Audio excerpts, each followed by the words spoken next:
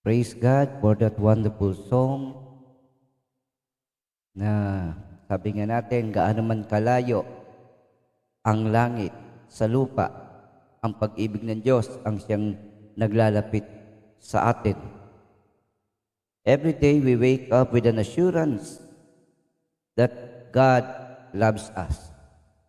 No, hindi lang ito patungkol sa religious activities, works, mga religious works.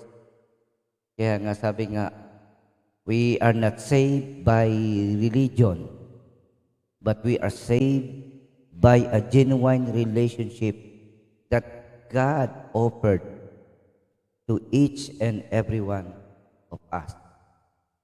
Iyon ang katotohanan. Religion is trying to find God. Man's effort to find God. Yan ang religion.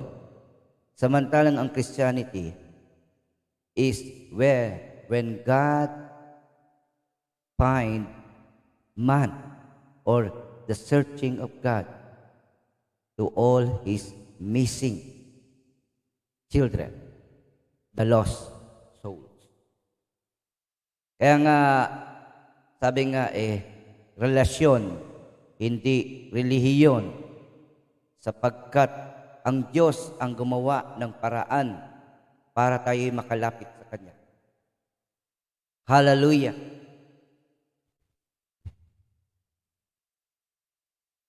Purihin ng Panginoon sa umagang ito at tunay nga patuloy nating pag-aralan ang Romans chapter 8, no?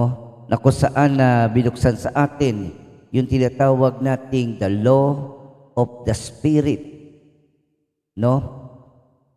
Chapter 7 is all about the law of sin, death. At sabi nga natin kung paano tayo nagkaroon ng kamatayan, because we have learned from the law of God. Hindi po tayo napasama dahil sa salita ng Diyos. Bagkus nalaman natin na tayo makasalanan at tayong lahat ay patungo sa kapahamakan. So, ang salita ng Diyos ang nagpahayag sa atin ng katotohanan ng kapahamakan na naghihintay sa bawat isa. Hindi po natin tinatalikuran ng salita ng Diyos ang mga kautusan na nasusulat. Bagkus, ang Panginoon nga mismo ay kinumpleto niya ang hinihingi ng kautusan na kung walang pagbububo ng dugo, kung walang magsasakripisyo ng dugo, walang paglilinis sa kasalanan ng tao. Without shedding of blood, there is no remission of sin.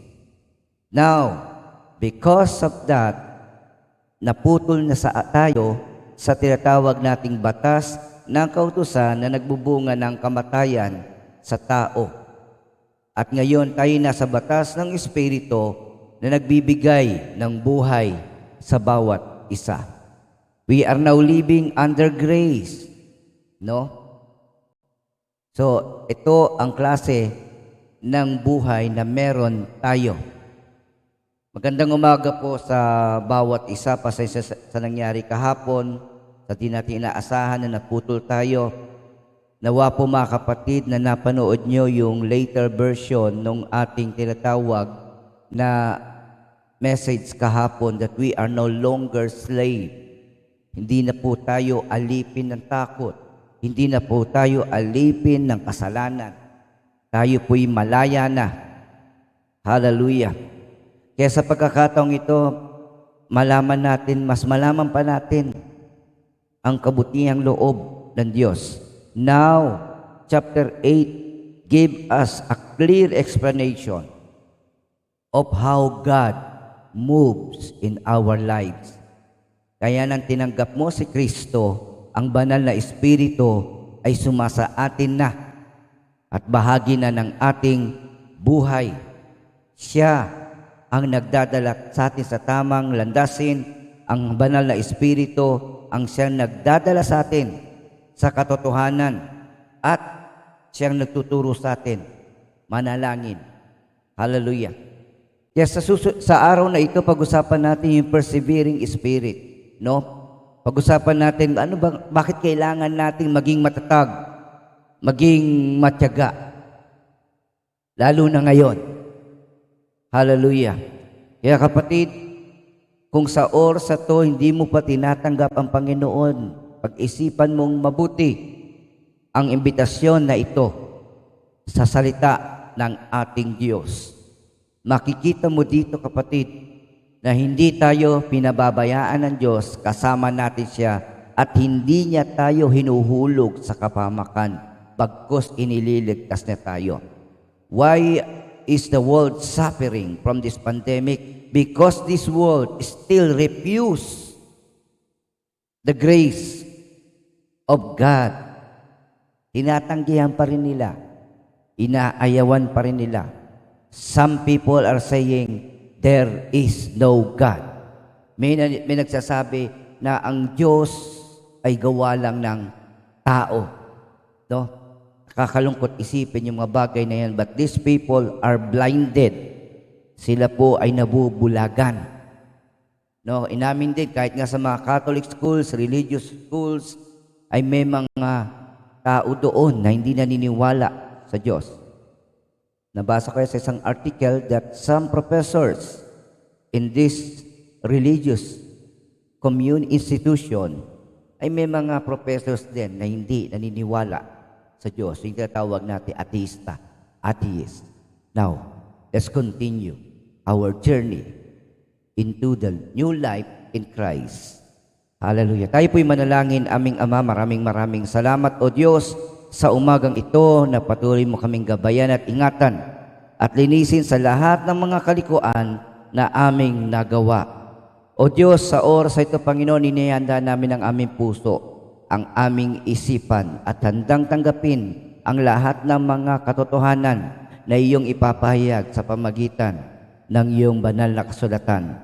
Dalangin ko po, O Diyos, na ang bawat isa sa amin ay maunawaan ito at maranasan namin ang katotohanan nito sa aming buhay, na tunay nga hindi ka malayo sa amin, na ikaw, O Diyos, ay laging nakatunghay sa aming buhay, na kami iyong pinapahalagahan, iyong iniingatan, at patuloy na ginagabayan. Salamat po sa iyong banal na Espiritu. Salamat po sa iyong mga salita. Salamat po sa araw na ito ng kalayaan. Ngayon ang araw ng kaligtasan namin, Panginoon. Ngayon ang araw na dapat namin tanggapin ang lahat ng biyaya na binibigay mo.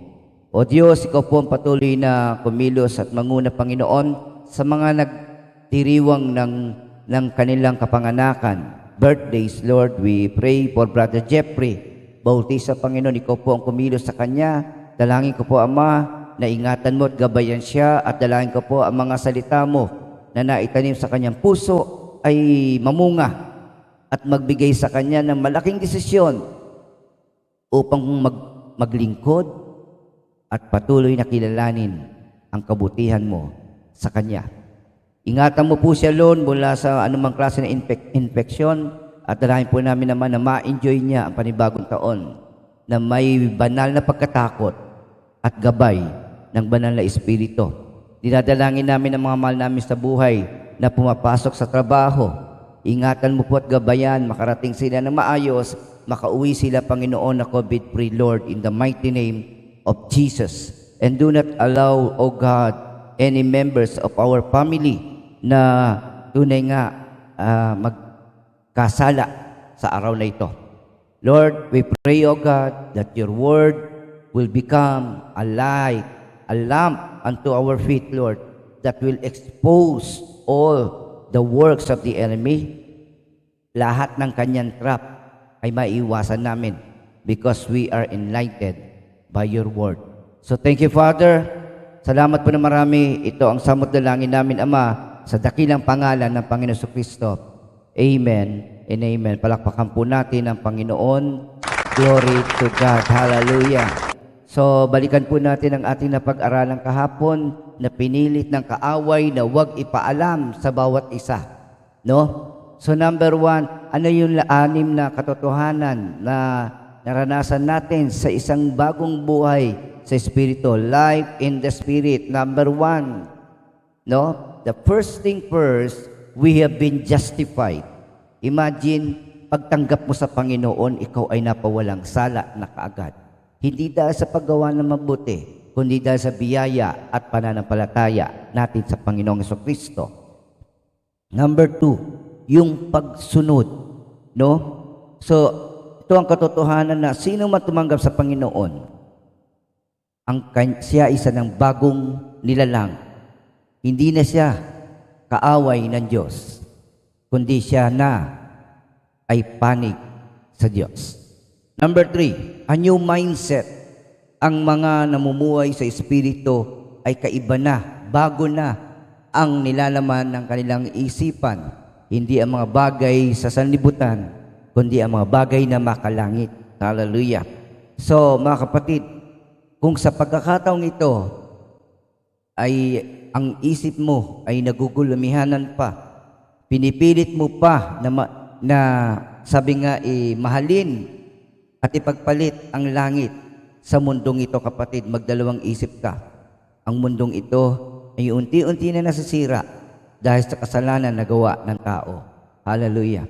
So, ituon natin ang mga bagay. Ang nakikita natin sa mundo ay magwawakas, pero ang mga bagay na espiritual ay walang hanggan. Number 4, a new life. Isang bagong buhay. Sabi nga natin, hindi lang po ugali ang nabago. Ang pinag-uusapan natin ay parang sa computer, no? So, yung reboot, restart ng buhay natin, yung fresh start, no? Hindi lang ito na bago yung attitude at behavior natin, kundi binigyan tayo ng pagkakataon na magsimula ng malinis, magsimula ng tama. Okay? God did not change our past. God is more focused, no? More interested in our future. Kaya mga kapatid, the only reason we look at the past is to learn from their lesson. Pero dapat tayo ay tumingin sa hinaharap sa pangako ng Diyos sa atin. And number 6, a new spiritual identity. Now we learn that the worst of all sinners, that a person who do not believe first to the Lord sabi nga natin, can be totally changed and accepted to become Son of God. Isipin natin yon. Isipin natin yon. At tunay nga, binibigyan ka ng pagkakataong maging anak ng Diyos. Why don't you accept that, kapatid? Hallelujah! Sa ating pagpapatuloy, sabi ng Efeso chapter 4, verse 14, hindi na tayo dapat matutulad sa mga batang nadadala ng bawat aral. Parang sa sakyang dagat na sinisiklot-siklot ng mga alon at tinatangay ng hangin. Hindi na tayo malilin lang ng mga taong ang hagad ay ibulit tayo sa kamalian. So kapatid, sa bagong buhay mo sa Panginoon, hindi to urong sulong. Sabi nga ni Joey de Leon na spaghetting pababa, spaghetting pataas, no? Hindi pwedeng urong-sulong pabago-bago ang ating isip. Brothers and sisters, walang mabuting dahilan para talikuran natin ang biyayang ito na tunay nga na napakaganda. Hindi mo ma-imagine what God had prepared for us. Sa mga taong dati walang pag-asa, ngayon may pag-asa. Sa mga taong dati walang halaga, ngayon ay pinahalagahan. Sa mga taong dati walang nagmamahal, ngayon ay minahal ng ating Diyos. Hallelujah. Tatalikod ka pa ba dito? Walang makakaagaw sa iyo niyan. Walang makapaglalayo sa iyo sa Diyos. Hallelujah. Kaya kapatid, habang tayo namumuhay sa Espiritu, sundin natin. Una, sabi ng Efeso chapter 4, verse 15, rather, speaking the truth in love, we are to grow up in every way into Him. We must grow. We must go deeper. The more deeper we grow, the more we know of the Lord. Marami kang malaman sa Panginoon, mas makikita mo ang biyaya at habag na Kanyang pinakita sa atin. So, let us grow. Lumago tayo. At sabi ng 2 Peter chapter 3 verse 18, but grow in the grace and knowledge of our Lord and Savior, Jesus Christ. So grow in the grace and knowledge of our Lord and Savior, Jesus Christ. Ang paglagong espiritual ay wala pong shortcut. Kaya nga sabi nga natin, bahagi ng ating paglago ay ang pagdaranas ng mga kapigatian, ng mga suffering and trials. What is the difference between suffering and what is happening now in the world, the pandemic? Number one, unang-una, sa mga anak ng Diyos, ang mga pagsubok at kapigatian ay isang paraan ng pagtuturo sa atin upang lumago kay Kristo. When you overcome one suffering, you are a better person, a stronger person. Kaya nga pag na-overcome mo yung challenge, na-overcome mo yung problem, then you have the knowledge na, you have the wisdom. So, wag po tayong umiiwas. No? Sufferings show us of how strong we are and also how weak we are. Kaya nga, we cannot accomplish anything. We are nothing without Christ. This is what we learned, that we cannot overcome any challenges without the help of Jesus Christ. We want to experience life in heaven. We want to experience what God promised to His children. No? Kaya lang sabi nga, sa daan dyan, kapatid, daratan tayo sa tinatawag nating suffering. How do we respond to suffering? Paano natin ma-overcome to? Paano tayo magtatagumpay? Kapatid, ang sagot ni Pablo sa Romans chapter 8 ay persevering in the Spirit, ang pagiging matatag sa Espiritu. How can we do that? Tatlong bagay. Tandaan nyo, tatlong bagay. Sabi nga, bago natin bigyan ng pansin tatlong bagay para mapagtagumpayan natin ang lahat, sabi nga, to persevere means continuing in a course of action despite difficulty or delay in achieving success. Ibig sabihin, pagiging matatag, pagpapatuloy, moving forward. No, hindi tayo titigil, hindi tayo magbababad sa pagkakadapa. Sabi ng iba, daanan mo ang problema. Kapatid, sa kanila dadaanan nila at kuminsan umiiwas sila. Some people are ignoring a problem. Pag ignore nila, still it is a problem. Hindi sila makatakas doon. But the Lord is giving us a way out.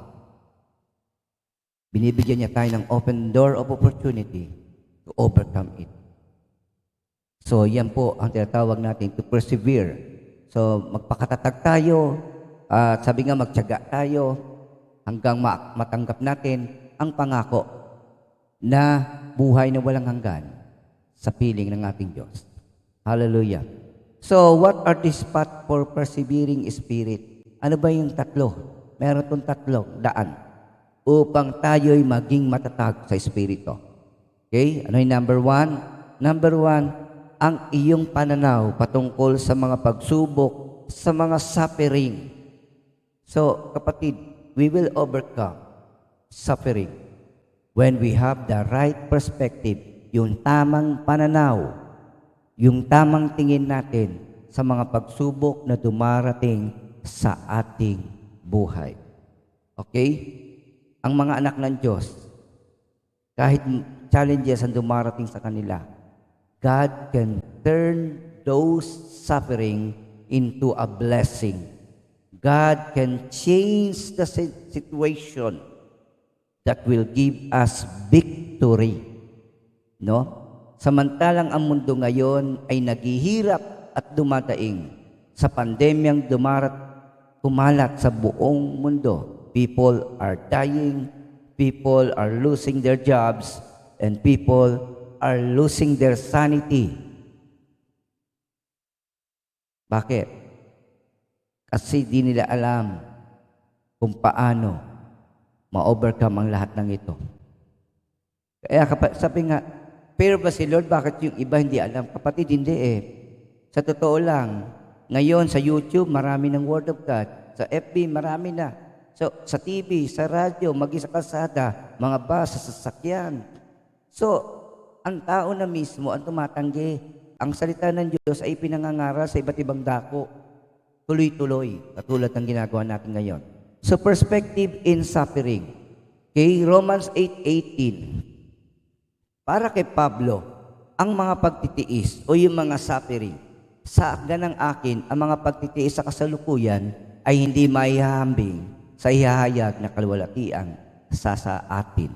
Sabi ni Pablo, pagkatapos ng mga pagtitiis na ito, ay sabi nga, merong isang magandang kinabukasan, no? Yung tinatawag nating kalwalhatian sa atin. Ano ibig sabihin nito? Mas malaki ang tagumpay, ang biyaya na ating matatanggap kung tayo'y magtitiis. At sabi nga natin sa kalagayan na ating kinaharap ngayon, huwag mong iwasan, harapin mo. Sabi nga, naalala ko, yung mga agila. Okay? So yung mga agila ay yung ibon na napakalaki, na kung lumipad ay napakataas. Alam niyo po ba na mga agila, kahit may bagyo ay lumilipad, at ito ay lumilipad hindi sa bagyo o sa ilalim ng bagyo, ito'y lumilipad sa ibabaw ng bagyo. Sapagkat sa itaas ng mga bagyo, kahit anong lakas niyan, payapa ang kalagayan doon. Kaya lumilipad siya ng mataas upang hindi niya maranasan ang bagyo na dumadaan sa kanyang buhay. Hindi ko sinabing iniwasan niya yung bagyo. Ang ibig ko lang sabihin, sa lahat ng pagsubok sa buhay niya, alam niya kung saan siya pupunta. Okay? So kapatid, hallelujah, yung tamang perspective. Pagkatapos sa pagtitiis na ito, makakarap natin ang Panginoon. Pagkatapos ng mga pagsubok na ito, ay makikilala natin ang Panginoon. At pagkatapos ng lahat ng nagaganap na ito sa mundo, makakaharap natin ang Diyos. Amen po ba? Sino po ang gusto makita ang Panginoon? Sino po ang gustong mayakap ang Panginoon sa literal na way? So, sa oras at palakpakan natin ang Panginoon. Kaya kapatid, tingnan mo yung finish line. Tingnan mo yung nag-aantay sa finish line, ang Panginoon. Siya mismo ang mag-aabot sa atin ng gantimpala sa laban. Kapatid, hindi tayo lumalaban sa kapatiran. Hindi natin nalalabanan ang isa't isa. Bawat isa ay may kanya-kanyang takbuhin. Ako ay may takbuhin, iba ang takbuhin mo, hindi tayo magkalaban. Sabi nga, tayo ay nagtutulungan upang pagdating ng oras, alam natin ang gagawin. Itong ginagawa namin pagpapayag ng salita ng Diyos, ito ang paraan namin para tulungan kayo na harapin na may pananalig at yung tinatawag nating katatagan, ang mga pagsubok sa buhay. We cannot stop trials and suffering because this is God's way for us to grow. The process of growing, sabi nga natin, we must trust God that this suffering will never bring us to death, but will make us stronger and closer to Him. Hallelujah. So, sabi dito sa wikang Ingles, for I consider that the sufferings of this present time, na pag-isipan, na pag-aralan na muni-muni na ni Pablo, na ang kanyang kinakaharap na pagsubok sa kasalukuyan ay hindi maihahalintulad sa naghihintay sa kanyang kalwalatian kapag hinahayag na ang kalooban ng Diyos Hallelujah. Kaya kapatid, sa oras na to, huwag ka susuko. May lakas na binibigay ang Diyos. At lalo na may liwanag upang hindi tayo matisod o mahulog sa kapamakan. Sabi nga si Pablo, ang buhay niya ay puno ng suffering. Sabi nga ng Acts 20:23, ito lamang ang aking alam. Sa bawat bayang dinalaw ko, ipinahayag sa akin ng Espiritu Santo na ang naghihintay sa akin dooy pagkabilanggo at kapigatian. Nakita nyo? Pinahayag na sa kanya ng Banal na Espiritu na sa kanyang paglilingkod sa Diyos, kakaharapin niya ang pagkabilanggo at kapighatian.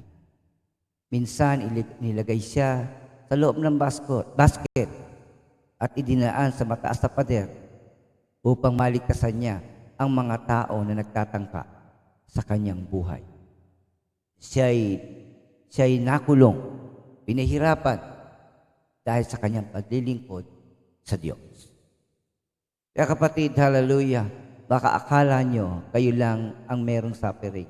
All Christians are facing sufferings and trials. Amen? Hallelujah. So kapatid, sabi nga dito, no pain, no glory. So, kung walang hirap, kapatid, kung walang hirap sa buhay, hindi mo mararanasan ang tinatawag nating kaluwalhatian sa piling ng Diyos. Hallelujah for that. Glory to God. Natunay nga, yung bagay na yan, na tinuturo sa atin ng banal na kasulatan. Kaya pagdating ng oras, kapatid, just welcome. Just welcome. What? Welcome this suffering, because when we are under trials and suffering, God is closer to us. Nakuha nyo? So, yun po ang ibig sabihin nito. Hallelujah. Glory to God.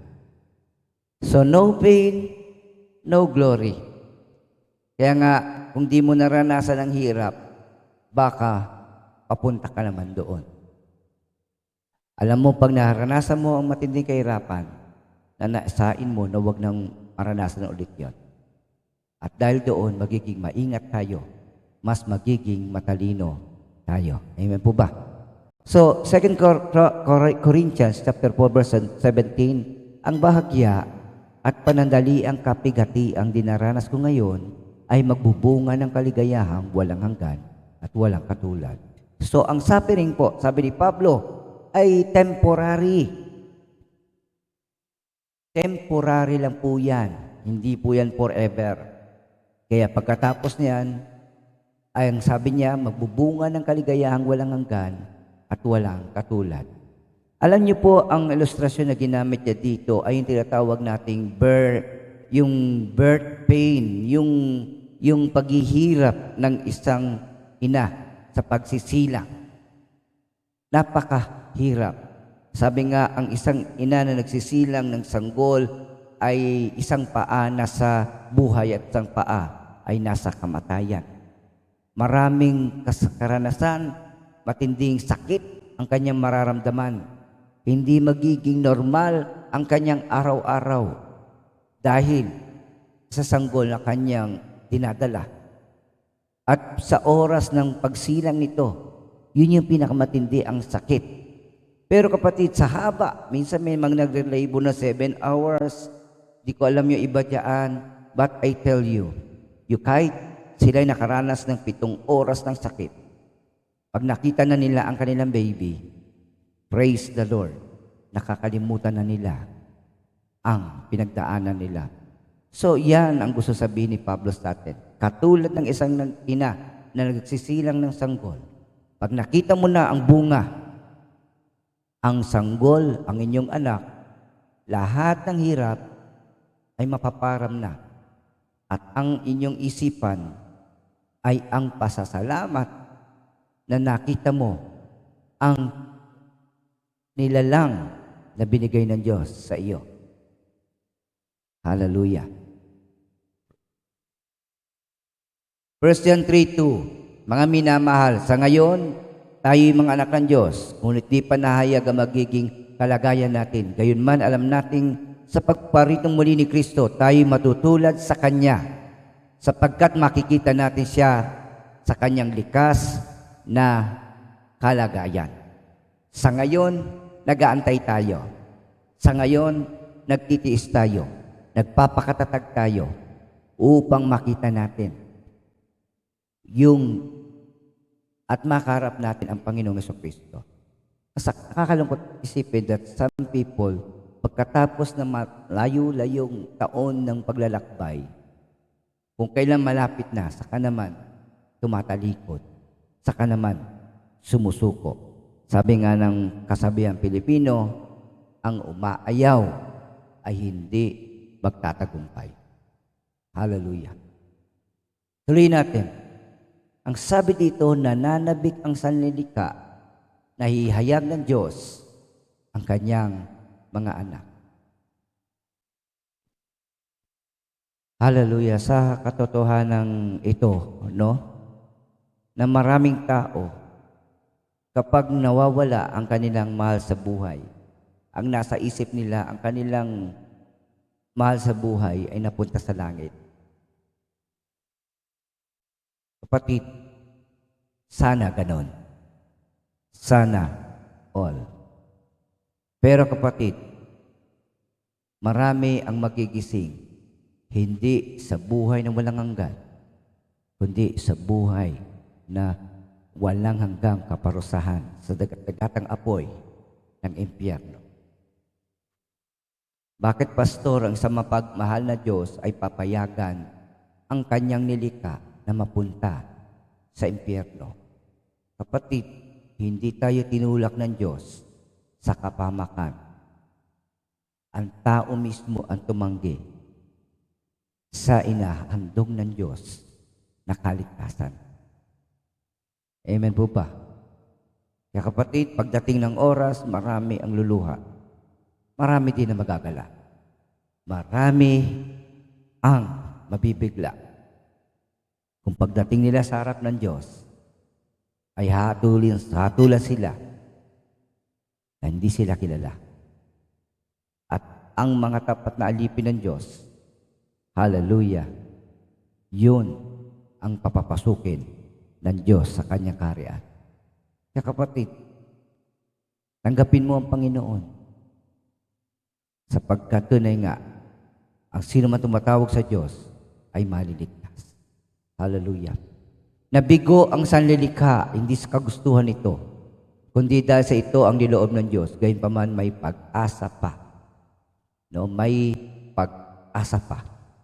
Maraming sumuko, maraming naging matigas ang puso, ang ulo, binigo ang Diyos. Pero sabi nga natin, nakikita natin na sa kabila ng kasalanan ng tao, ang Diyos handang magpatawad. At ang biyayang ito ay handa niyang gawin sa lahat ng sa kanya ilalapit. 8:21, sapagkat ang sanlilikha ay palalayain sa pagkaalipin nito sa kabulukan at makakahati sa maluwalhating kalagayan ng mga anak ng Diyos. Pagdating ng panahon, lalaya tayo mula sa pagsubok, lalaya tayo mula sa kahirapan, lalaya tayo sa mga sakit, at ating mararanasan ang pagiging anak ng Diyos at higit sa lahat ang pagiging malaya mula sa kasalanan na sumisira ng ating buhay nung tayo'y wala pa sa Panginoon. Hallelujah. Kaya sabi nga niya, yung childbirth, alam natin hanggang ngayon ang sanlilikha ay dumaraing sa paghihirap. Maraming pinagdadaanan, mahirap na pinagdadaanan, kuminsan na nalalagay sa nabibingit sa kamatayan, pero kapatid, tuloy lang sapagkat ang Panginoon ay tapat sa kanyang pangako. So kapatid, Kapag kumatok ang pagsubok sa inyo, praise God, kasama na niyan ang pagkakataong mapalapit lalo sa Panginoon. Kung ano man ang pinagdaraanan mo, sabihin mo, napakahirap naman ito, Pastor. Kapatid, sasabihin mo, hirap na hirap ka na sa ginagawa mo. Sasabihin mo, hindi mo na kaya, puro na lang hirap ang dinaranas mo, kapatid. Hindi mo ba alam? Kaya mo nararanasan yan, sapagkat yan ang kahinaan mo. Amen? Kapatid, pag na-overcome mo yan, hindi na siya kahinaan, kundi kalakasan mo na yan. Ano man ang dinaraanan mo ngayon, kapatid, yan pa yung mga bagay na hindi pa perpekto sa buhay mo. And only by overcoming it, that you will become more perfect and excellent in the presence of God. Hallelujah. Palakpakan natin ang Panginoon. Praise God. At ikalawa, hope in our future redemption. Huwag ka tumingin sa kasalukuyan, tingnan mo ang hinaharap. Tingnan mo ang tagumpay. Tingnan mo ang katubusan. Tingnan mo ang kalayaan, ang tinatawag nating kaligtasan na naghahintay sa atin sa hinaharap. Kapatid, pag mayroong pagsubok, dapat kayo ay laging merong pag-asa. Pag-asa. Amen? Praise God for that. Sabi nga, hindi lamang sila, tayo mang tumanggap na Espiritu bilang unang kaloob ng Diyos ay napapaymutok samantalang hinihintay natin ang pag-ampun sa atin ng Diyos, ang pagpapalaya sa ating mga katawan. Kahit ano pang sakit at hirap, lagi nyo isipin, hindi tayo nag-iisa. Kasama natin ang Espiritu ng Diyos. Hallelujah. Praise God for this. Nahihirapan tayo, pero tayo'y may pag-asa na tayo'y lubusang lalaya mula sa lahat ng ito at mararanasan natin ang kabutihan ng Diyos hindi lang sa lupa, kundi sa langit.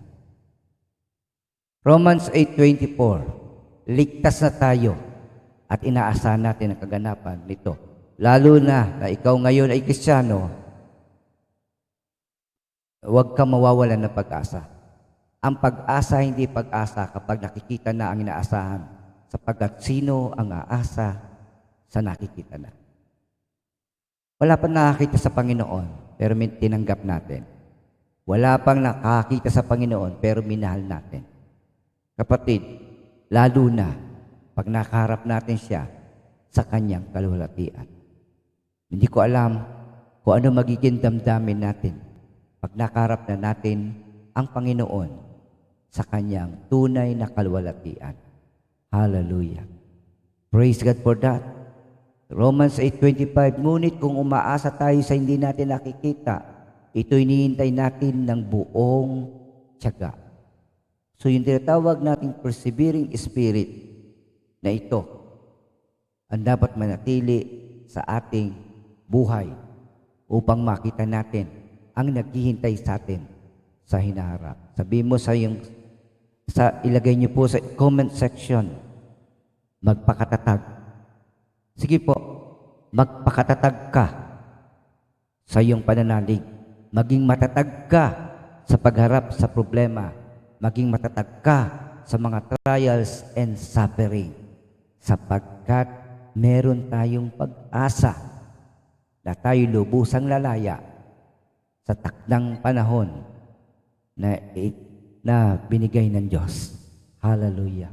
Magtatagumpay tayo sapagkat hindi tayo nag-iisa. Kasama natin ang banal na Espiritu at ikalawa, ang pangalan ng Panginoon Kristo na siyang tutugon sa lahat ng ating pangangailangan. Hallelujah. Kaya walang dahilan ng isang Kristiyano para mabigo. Walang dahilan ng isang Kristiyano para para umayaw. Kasama niya ang Diyos. Kasama niya ang lahat ng nilalang ng Panginoon, ang mga anghel niya. Tunay nga, we are totally covered and protected. Amen. Palakpakan natin, Panginoon. Praise God for that. Praise God. Sabi dito,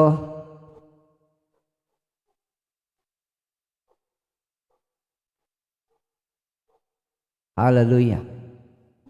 Always remember this. Grapes must be crushed to make wine. Diamonds form under pressure. Olives are pressed to release oil. Seeds grow in darkness. Whenever you feel crushed, under pressure, pressed, or in darkness, you're in a powerful place of transformation. Trust the process. Trust the Lord. Amen. Hallelujah. At ang sabi dito, number 3, the most powerful is this. We have the Spirit of God interceding for each and every one of us. Gayon din naman, tinutulungan tayo ng Espiritu sa ating kahinaan. Hindi tayo marunong manalangin in our weakness. The Holy Spirit is the one that make us strong. Siya ang gumagawa ng bagay na hindi natin kaya. Kaya't ang Espiritu ang lumuluhog para sa atin. Siya ang nananalangin para sa atin sa paraang di magagawa ng pananalita. There is more. There is more in the Spirit, and the Spirit know the heart of God. And this Holy Spirit is the one who intercedes for each and every one of us. Hallelujah for that.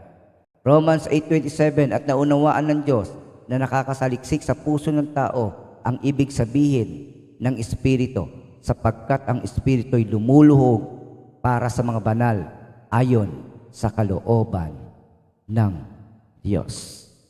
We are totally covered. We are totally protected. And there is no reason for us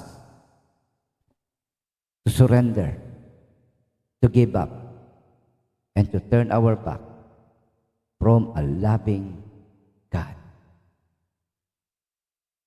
Kaya kapatid, may pag-asa, may tagumpay. Ang tagumpay ay hindi lang dito sa mundo. Ang tunay na tagumpay ay ang hinaharap na kung saan ihahayag ng Diyos ang pangalan mo, ang pangalan ko, ang lahat ng nanalig sa Kanya. Ihahayag ng Diyos sa lahat kung sino ang Kanyang mga anak. Hallelujah. So on that day, hallelujah, naniniwala ako, the only reason people will cry on that day is not because of sadness, not because of pain, but because they have experienced the end of pain, they have experienced the victory, and now they have seen the God whom they love. Yun na lang ang time na luluha ang tao. Luha ng kagalakan, luha ng tagumpay. Pero pagkatapos noon, wala nang pagluha sa kapigatian, problema, sapagkat sa araw na yon, ang lahat ay ligtas na sa piling ng ating Diyos na buhay. Palakpakan po natin ang Panginoon. Gusto mo bang makita ang maranasan ng tagumpay? Gusto mo bang makita ang Panginoon ng harapan? Kapatid, tanggapin mo si Kristo sa iyong buhay. There is more in Romans chapter 8 at marami pa tayong uunawaan sa tulong ng Banal na Espiritu sa Kanyang mga salita. Salamat po na marami, O Diyos, at sa oras at Lord, maging matatag kami sa pagsubok na ito, Panginoon. Huwag namin tingnan ang sakit at hirap. Ang tingnan namin ay naghahantay sa amin na kaluwalhatian. Ang naghahantay sa amin na katuparan ng iyong pangako, ang iyong pagliligtas at pagtutubos sa lahat, Panginoon. Ang iyong pagpapahayag kung sino ang iyong mga anak, kung sino ang mga tao na niligtas mo, Panginoon. Salamat po ng marami, and we pray today, Lord, na laging nalaman ng puso't isip namin ang iyong mga pangako, ang iyong mga salita na napag-aralan namin ngayon, na nagsasabi sa amin, magpakatatag kami, na nagsasabi sa amin na kami magtiis sapagkat nalalapit na ang araw ng katuparan ng iyong mga pangako sa lahat, Panginoon. Salamat po na marami sa iyong kapurihan at karangalan. Sa dakilang pangalan ng Panginoon Kristo, ang lahat ng anak ng Diyos ay magsabi ng Amen and Amen. Magandang umaga po sa bawat isa sa atin. Hallelujah.